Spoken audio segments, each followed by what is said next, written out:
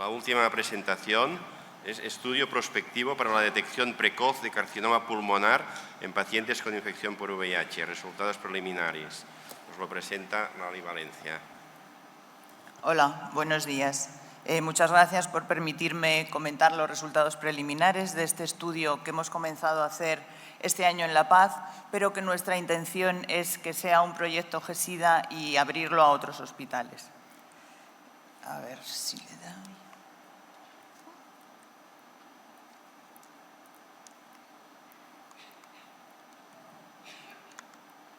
Oye, ¿cómo lo habéis hecho? No, al revés. Vale, gracias. Perdón. Bueno, el carcinoma pulmonar, como todos sabemos, es uno de los carcinomas más frecuentes en la población general y en la población VIH es el primer carcinoma, es el primer tumor de los tumores diagnósticos no SIDA. Está estrictamente relacionado con el tabaco, pero en la población VIH hay que tener en cuenta que aunque la población VIH no fume, es de 2 a 4 veces más frecuente. En la población general, aunque no está implementado en la práctica clínica diaria, se ha visto que la realización de un TAC de baja radiación es mucho más eficaz que la realización de una radiografía de tórax para realizar el diagnóstico precoz. Sin embargo, en todos los estudios que se han hecho, la población VIH ha sido excluida de ellos.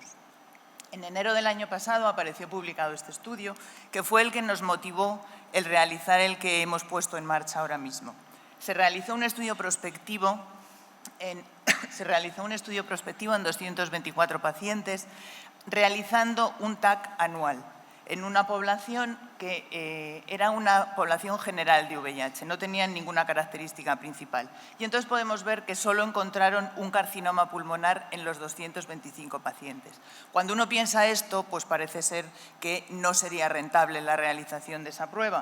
Pero si seguimos viendo los resultados del estudio, ellos compararon de forma prospectiva en una segunda parte del estudio qué pacientes habían desarrollado carcinoma pulmonar comparándolo con aquellos que no lo habían desarrollado. Y entonces vemos las características aquí, que eran pacientes que tenían más edad, tenían un dintel o nadir de CD4 más bajos, habían fumado más y tenían alteraciones ya previas en los pulmones. Por lo tanto, nosotros quisimos poner en marcha este estudio y realizamos un estudio prospectivo con un seguimiento por paciente de 4 años para evaluar la rentabilidad de realización de TAC torácico de baja radiación en pacientes que reúnan las características de alto riesgo que hemos comentado antes.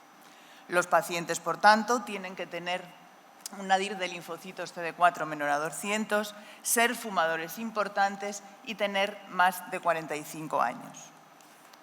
Pusimos en marcha el estudio y el cronograma, como veis, en la visita inicial se recogen las características clínico-epidemiológicas de los pacientes y se repite un TAC torácico de baja radiación hasta realizar 5, haciendo 1 cada año.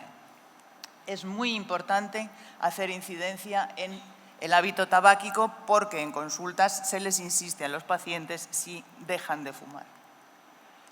Lo importante, lo que queríamos ver es la aparición de nódulos pulmonares. El diagrama que hemos realizado es si los nódulos tienen menos de 4 milímetros, consideramos que es un nódulo benigno y se repite el TAC a los 12 meses. Si el nódulo es superior a 8 milímetros, pensamos que puede ser sospechoso y se pone en marcha la vía clínica de carcinoma pulmonar y los nódulos intermedios entre 4 y 8 milímetros, dependiendo de las características, se realiza un control a los 3 o los 6 meses y según los hallazgos, pues vamos hacia una vía o hacia la otra.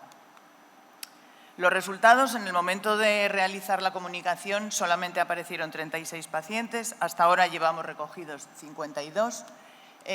Comentar que, al igual que el carcinoma de pulmón, en la población general es mucho más frecuente en varones. En cuanto a la edad, este dato es erróneo, no erróneo, puede inducir a error. Lo hemos corregido porque inicialmente habíamos puesto como edad límite los 55 años. Pero lo cierto es que el carcinoma pulmonar en la población VIH aparece antes, con lo cual hicimos una enmienda al protocolo y los enfermos que entren con posterioridad van a ser, como he puesto en los criterios de inclusión, con edad superior a 45 años. En cuanto a los años de infección VIH, veis que tienen una mediana de infección de 23 años, es decir, son pacientes que se infectaron hace mucho tiempo. Y es importante señalar que aunque los pacientes tenían, por supuesto, como los criterios de inclusión requerían, un nadir de CD4 bajitos, la carga viral indetectable era indetectable en todos menos en uno y en el momento de entrar en el estudio, como veis, la cifra de CD4 en general era superior a 500. Los resultados son mucho más diferentes que el estudio que nos originó a nosotros el desarrollar este. Es decir, allí vimos que había un cáncer de pulmón. Aquí todavía no podemos decir si hemos diagnosticado alguno, pero el número de nódulos solamente en el TAC que hemos realizado inicial veis que es mucho más alto. En 52 pacientes objetivamos 27 nódulos. En 17 los nódulos eran menores a 4 milímetros. Y en 2, en el momento de realizar la presentación, ahora tenemos otros 2 más, pero en 2 los nódulos eran superiores a 8 milímetros, lo cual ha dado lugar a poner en marcha la vía clínica de carcinoma pulmonar, hablando con la neumóloga que forma parte del estudio y que se ha puesto en marcha para realizar otras pruebas que ella considera oportunos. Los pacientes que tenían nódulos intermedios están pendientes de la realización del TAC en el periodo de meses que hemos dicho. Pero resulta que no solamente hemos encontrado nódulos pulmonares. Si nos ponemos a buscar, vemos que hay muchísimos hallazgos diferentes a nódulos pulmonares. Reseñar como importantes datos de bronconeumopatía crónica, calcificaciones vasculares, lesiones residuales de tuberculosis, y os he marcado aquí 2 porque estas 2 dan lugar a la realización de una prueba casi de forma inmediata. Es decir, si encontramos en un TAC de baja radiación y sin contraste datos sospechosos de dilatación aórtica, estamos obligados a realizar al menos un TAC con contraste, y si encontramos hipertensión pulmonar, pues tenemos que realizar un ecocardiograma para confirmar ese dato. Por tanto, una vez que hemos visto todo eso, pues ahora, ¿qué hacemos? Creemos que, a pesar de todo, no vamos a conseguir diagnosticar precozmente todos los cánceres de pulmón. De hecho, aunque solamente sea por la negativa a participar en el estudio o por enfermos que dijeron que participaban en el estudio y cuando les llamaron para hacer el escáner no vinieron, va a ser difícil el que consigamos diagnosticar todos. Hay múltiples lesiones no nodulares que nos van a dar lugar a una actitud diagnóstico-terapéutica diferente a lo que pudiéramos haber hecho de rutina en la consulta. ¿Cuántos TAC tendremos que hacer a cada paciente? Porque, claro, en un estudio, en el contexto del estudio, es fácil decir, hacemos un TAC al año y vamos a hacer 5. Pero ¿hasta cuándo vamos a seguir haciendo esos TAC? Y luego, como decía ayer José Anirribarren en su conferencia, lo más importante de todo va a ser siempre la deshabituación tabáquica, que parece ser que es lo más difícil que podemos realizar. Entonces, simplemente, como conclusión, los resultados preliminares demuestran la existencia de múltiples patologías torácicas en este subgrupo de pacientes que nos justifican continuar el estudio para averiguar la naturaleza de los nódulos y si existen otras lesiones. Y nada más, muchas gracias.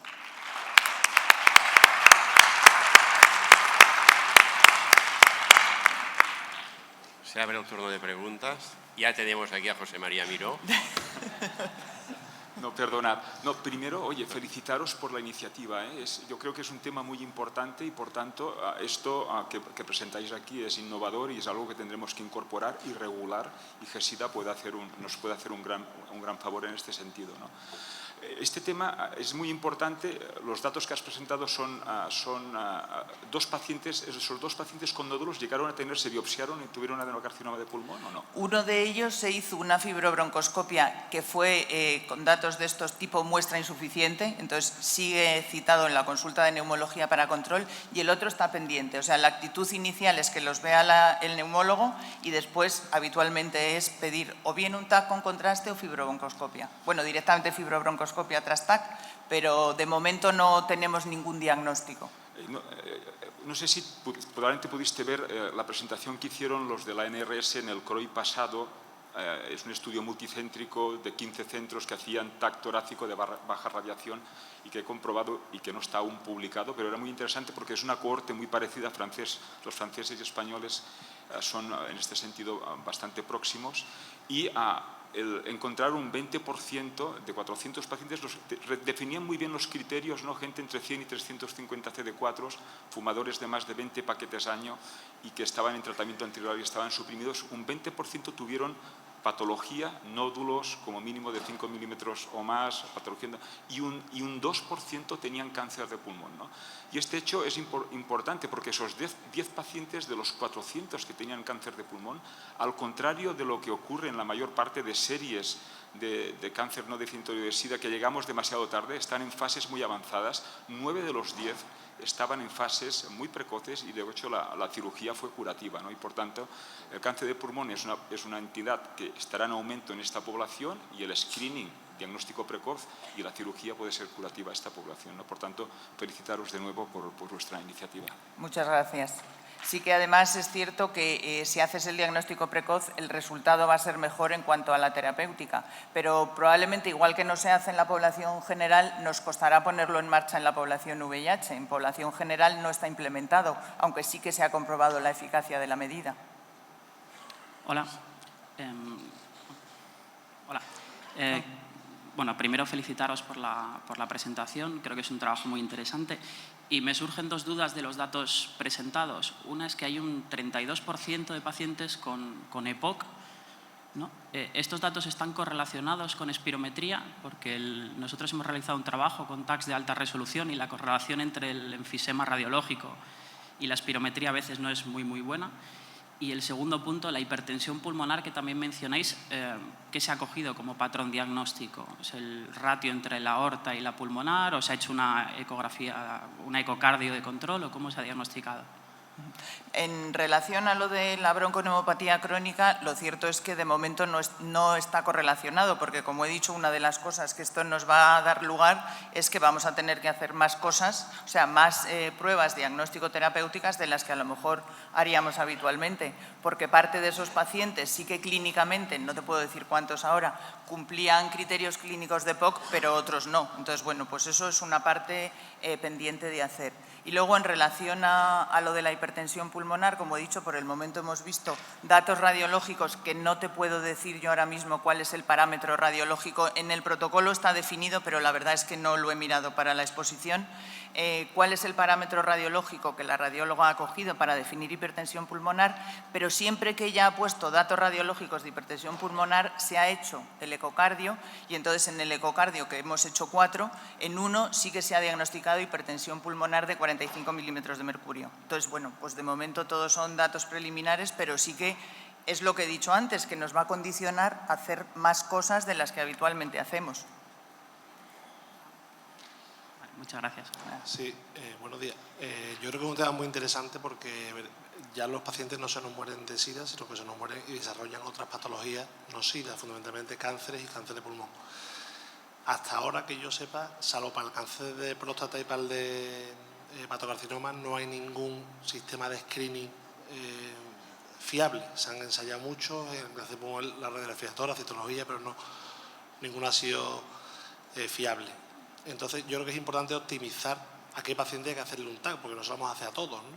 Entonces, aparte de los CD4, muchas veces en el desarrollo de estas patologías no SIDA subyace una inflamación sistémica.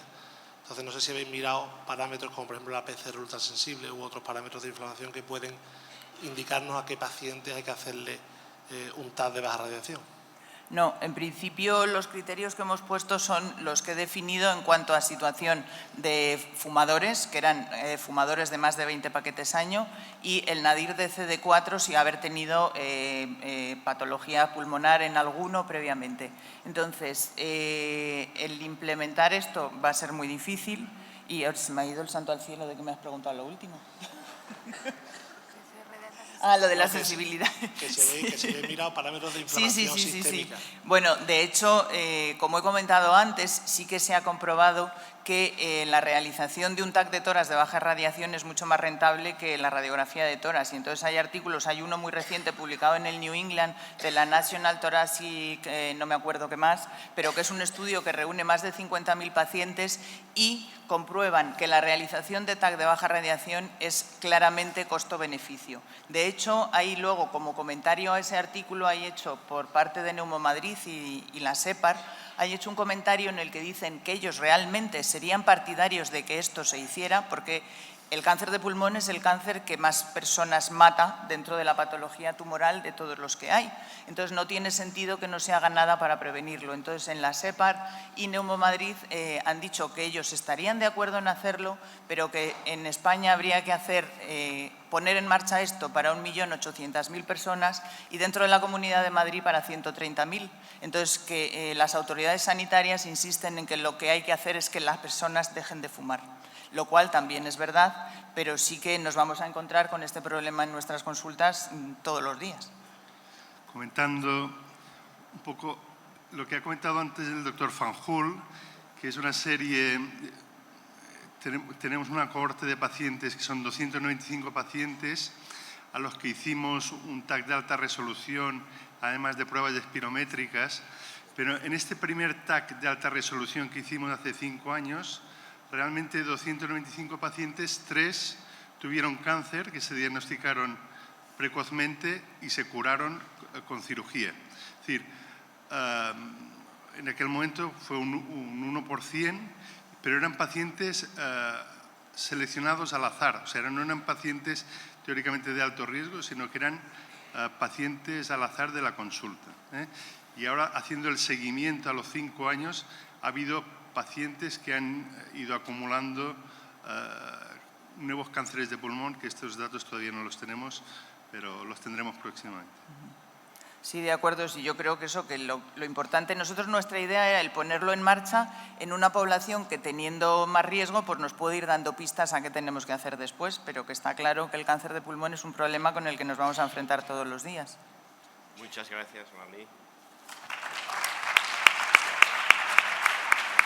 Ya, para finalizar, agradecer a todos los ponentes las excelentes presentaciones que nos han ofrecido, que nos hemos ceñido muy bien al tiempo y damos por finalizada la sesión.